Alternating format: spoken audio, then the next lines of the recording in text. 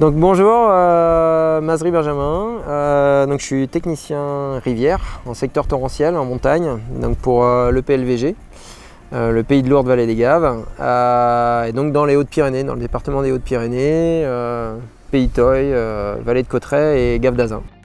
Donc ça te fait un gros barrage avec la possibilité que le cours d'eau reparte à gauche.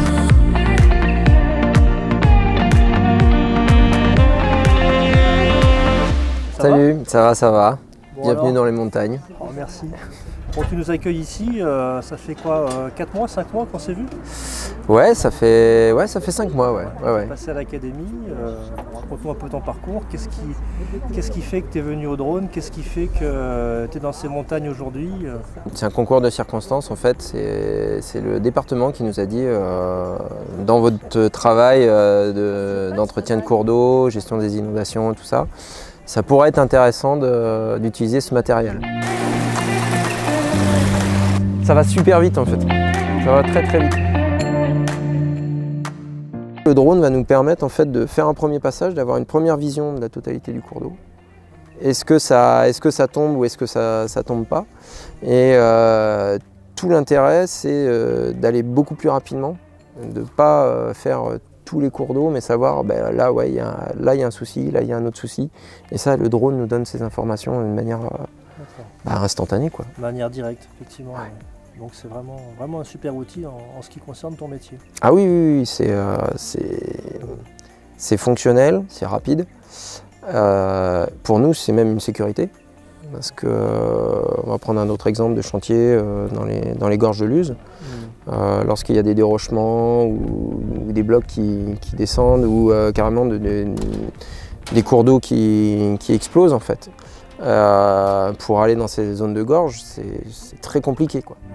Tu vois, en fait, voilà le bourrelet morainique. Donc tout est parti. Donc tu as encore une zone là, tu vois, qui est un peu fracturée. Effet de rétention. Et bon, après, tu vois, regarde. Hop. À ta connaissance, dans le massif, là on est dans les Hautes-Pyrénées, ouais. Est-ce qu'il y a beaucoup de personnes comme toi qui utilisent le drone ou ça reste encore quelque chose d'assez anecdotique? En collectivité territoriale, en fonction publique, on n'est pas loin d'être les seuls. Je sais que j'ai un ou deux collègues qui l'utilisent également, mais ça commence à se démocratiser. On demande des prestations avant, certaines collectivités demandaient des prestations drone à des entreprises, et ainsi de suite. Mais il n'y a pas la réactivité qu'on peut avoir lorsqu'on a le matériel avec soi, quoi. Et cette réactivité-là, elle est très intéressante, donc d'un point de vue de risque, lorsque le risque est lancé, mais aussi lorsqu'on veut faire nous-mêmes des suivis chantiers. C'est-à-dire que des photos aériennes sur des suivis de chantier, lorsqu'on évacue des matériaux sur des plages de dépôt, où on peut faire des modèles numériques de terrain. Ça c'est génial, à la semaine on sait combien il part, on sait le modèle, on sait la topographie de notre terrain, ce genre de choses. Nous c'est rapide, c'est moins cher qu'un géomètre.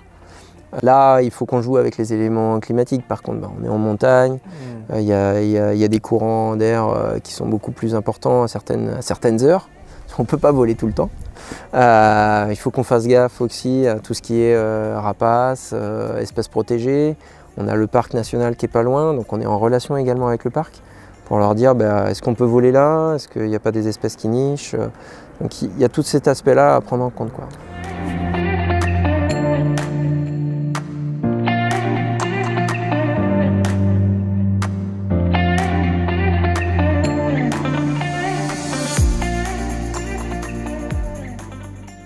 Le gros intérêt également du drone, c'est de pouvoir informer les élus très rapidement. Et l'élu, c'est la personne qui va prendre la décision d'engager les travaux ou d'évacuer telle et telle habitation ou vraiment de nous donner en fait, justement le clap d'action. Le fait de leur rapporter une image, photo aérienne, un film, en leur mettant là il y a un souci, là ça part de cette manière-là, vous voyez l'impact de la lave torrentielle par exemple sur Arras-Marsous. Vous voyez ici, ça peut partir à droite vers les habitations et ça d'une manière très rapide, c'est-à-dire dans la journée. C'est quand même un outil qui est quand même vachement précieux, je pense, pour les décideurs, pour les élus, notamment pour ces petites communes qui ils n'ont pas forcément beaucoup d'habitants, beaucoup de possibilités d'avoir des agents qui peuvent avoir cette donnée-là. C'est vraiment quelque chose de très important, je trouve, pour des secteurs montagneux, quoi.